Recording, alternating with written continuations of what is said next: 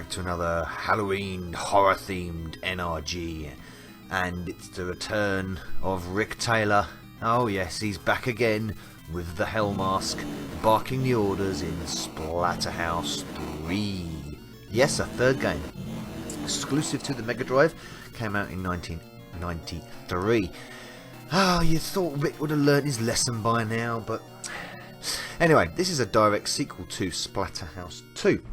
Also on the Mega Drive. And yeah, 5 years later, after more gory exploits, he goes and buys himself a mansion. You know, he can't get away from nasty, horrific hell house mansions, can he? Anyway, so the Terror Mask calls him back again for yet another mission, because the Evil One has invaded his house with all his hordes of demons and monsters and gore-infested zombies and God knows what else. And they're after him and Jennifer, and this time his little boy as well, David. There's Jennifer's eyes. What was that? Was that Rick's eyes? I don't know. But some nice imagery here on the Mega Drive. Some like digital shots, really nicely done. Graphically, it's a step up from Splatterhouse 2. Same classic logo, and there's a certain shift in the gameplay as well, but we'll get onto that. There's a password system as well, and it's a massive overhaul. Lots of cutscenes as well like this. If you wander aimlessly, you will surely fail in your quest. And that's true, you will. Take heed of the Terror Mask and his advice.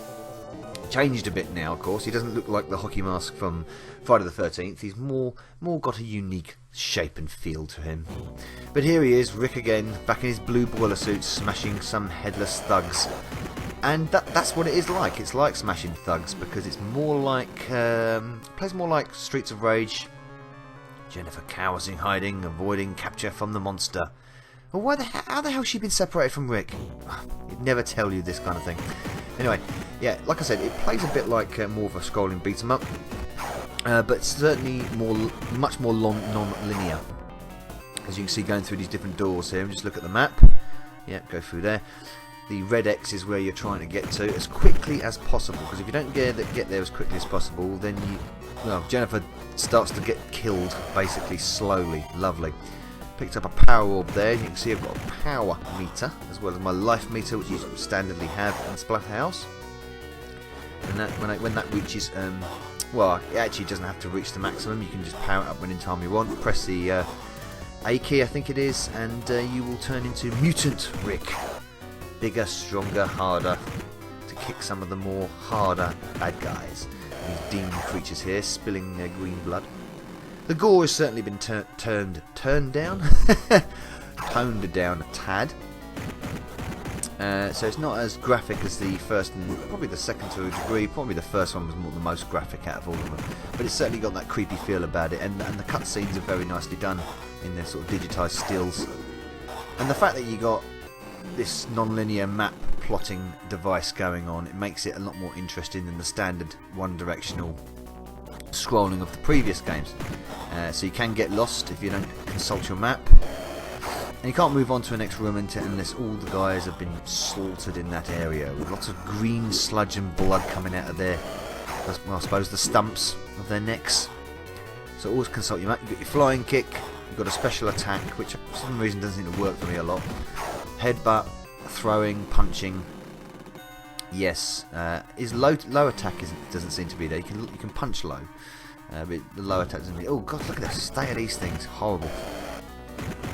So I'm just following the map from memory now, because you've got to get to the end, the final boss of each level before a certain time limit. If you don't get there before the time limit, Jennifer dies, or David dies, or you die. It has different outcomes. It's one of those games very early for its time that had different outcomes depending on how you play the game. So if you take your time and piss around and the story progresses, then everyone dies, and even if you complete the game, everyone can be dead, and you've sort of like, you're left alone, as the Terror Mask tells you. You're just left with it. There's my special attack there, a bit of a spin. Very very Cody from Final Fight that was. Rick pretending to be Cody. But as you can see, graphically it's really nice. I suppose that the frame rate on the animation is a bit jerky now and then. It's certainly not as smooth as the likes of Streets of Rage, of course, but the fact that you can move up and down, more of a three-dimensional feel to the level, you're not stuck on one parallel plane. And of course, you're navigating through the doors, and that goes for all of the levels. I think there's 8 levels in total, if I remember correctly. Nice little touches like that creepy hand there at the top. Let's get to the end. I mean, Mr. Professor West, the lunatic, he's dead long gone. So you're out to get the evil one. The evil one! Yes. Oh, come on. He's battering me. There's a bit of you can be on this when you're punching like this. Sometimes you can be on the wrong plane, and it looks like you hit them, but then you can't hit them, and they can hit you, which is a bit of annoyance now and then. Is this the boss? Yes. Jennifer begins to smell. Oh, of rot of the grave. Jennifer! ... Exclamation mark! Exclamation mark! Close speech. Ah, here we are. What have you done to my mansion? And why have I got this horrible decor? I mean, if I bought this mansion, I've got this horrible decor. Oh no. This guy's munching on something. It looks rather tasty. Not. Ugh. Right, okay. Here we go. Let's give it a power up. Mutant Rick. Kind of taking hints from the Predator here with his headdress. Come here, you. Oh, it's hard to... Oh, yes, look at that. Bear hugging styly. Lots of different... You have different moveset when you're Mutant Rick. Lunge attack instead of a flying kick. And you can grab him like that and give him some serious shit. Difficult to hit this guy. Oh, another lovely gut check. You can see the power meter there going down as I'm using the power of Mutant Rick. You can also play this game in the 2010 remake. I think it was 2010, the remake, wasn't it? Sure it was. I think it's unlockable and you can play it. I think the still images have been replaced by original artwork instead. Probably due to copyright reasons or some gubbins like that, it normally is. But there we go, he's done. What level 1 is finished. Rick! Jennifer, Rick, eh? Oh, okay, right. We're only going to play the first level here, just to give you a taster for the NRG. What's this? Ah, yes. You haven't saved Daisy. It's a ruse. You've got to complete the second level in time as well now to properly save her. The Terror Mask gives his advice. It's a bullworm. The evil one puts them there, in the bodies of his victims. How charming.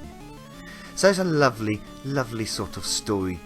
Fairy tale story for the kiddies, this one. But anyway, Splatterhouse 3 on the SEGA Mega Drive / Genesis. It's rather good. I think it's an improvement on Splatterhouse 2. Yeah, recommended.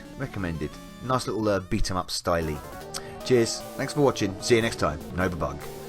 Ow.